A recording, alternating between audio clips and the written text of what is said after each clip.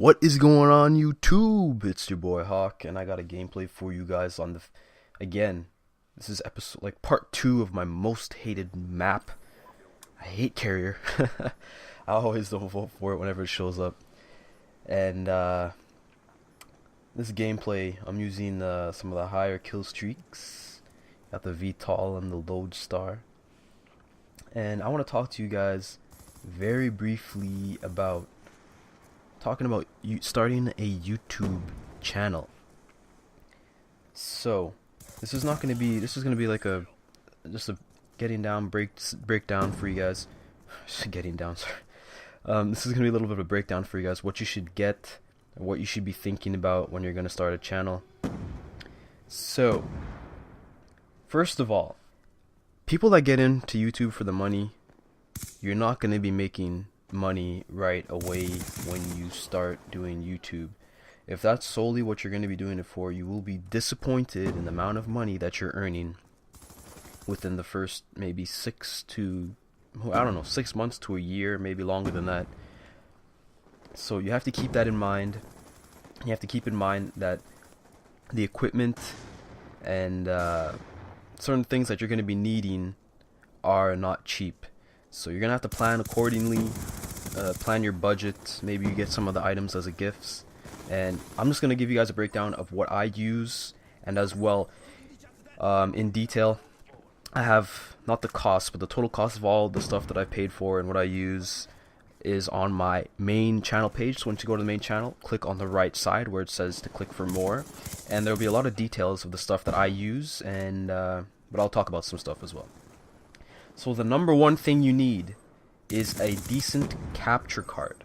Now, capture cards are different products that help you record your gameplays. This is separate from theater mode if you don't know that. Most of you guys already know what I'm talking about, so I don't need to go too far in depth.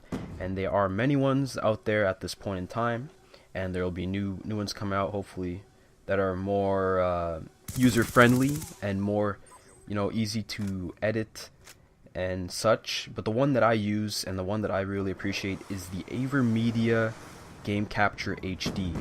Now the reason I chose this one, even though it does not have the best video quality, for 150 to 170 bucks, this is Canadian, even though it's sometimes harder to find, the ability to use a USB drive or an external hard drive, record my gameplays and edit them within minutes is what I appreciate. And I can segment it up. If I want to record for however long, I'm the one with the remote, I'm the one that controls that, and I don't have to sort through all my gameplays because I know what I recorded. And the ability just to have an external and not using my laptop to record this stuff that's what I like.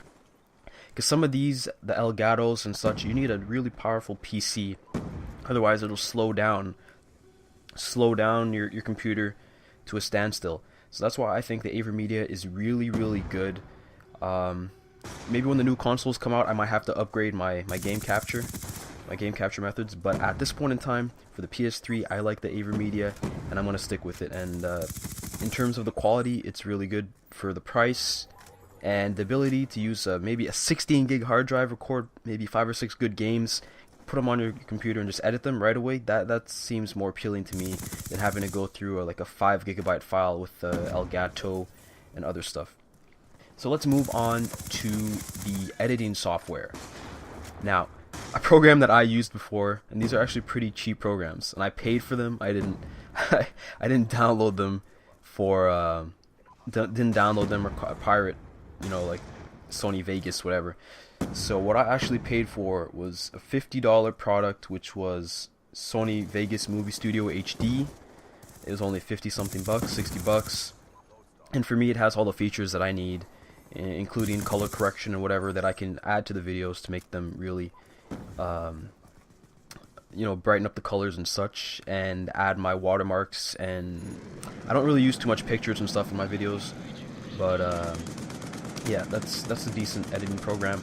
Maybe if you're really, really serious, you can go and get, if you want to download, I'm not telling you guys to do this, but I'm not telling you to download videos. I'm not telling you to download software that is illegal. Don't go and do that kind of thing. I'm not condoning that, but there are options out there that people do take. As you guys see, around this time, I think I was going ham with my VTOL. The open air streaks do really well on this map.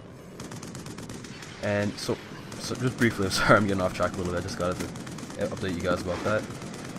Now we have the game capture, and we have the video editing software that we've discussed very briefly.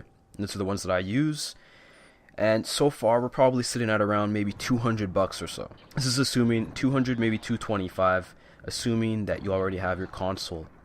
And now we're going to talk about two separate things. Now, you can either use, if you're really just starting out, you're probably going to be using a headset. So a cheap headset. Don't go and get Astro A40s. Don't go with the A50s. You don't need to go and buy that. You can use the Turtle Beach P11s, P21s, PX5s, PX3s.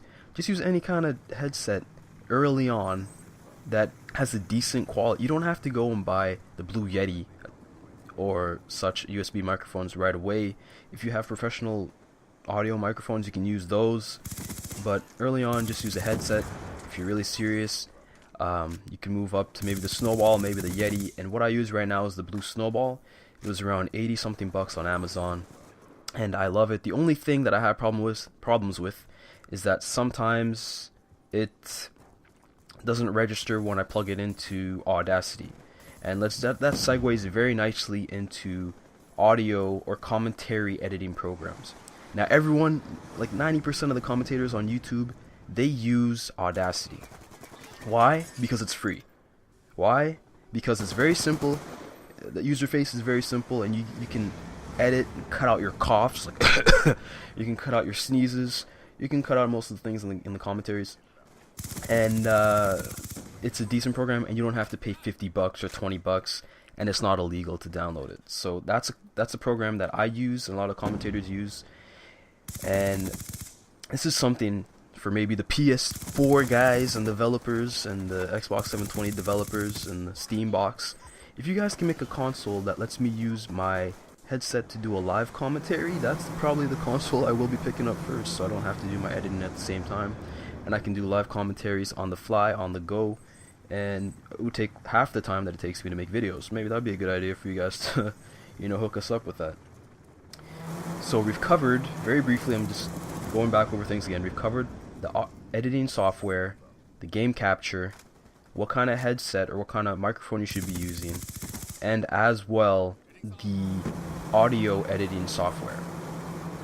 So those are the main components of a good start to your channel, and in another video I will discuss what you should be doing to maybe, you might want to get some artwork done.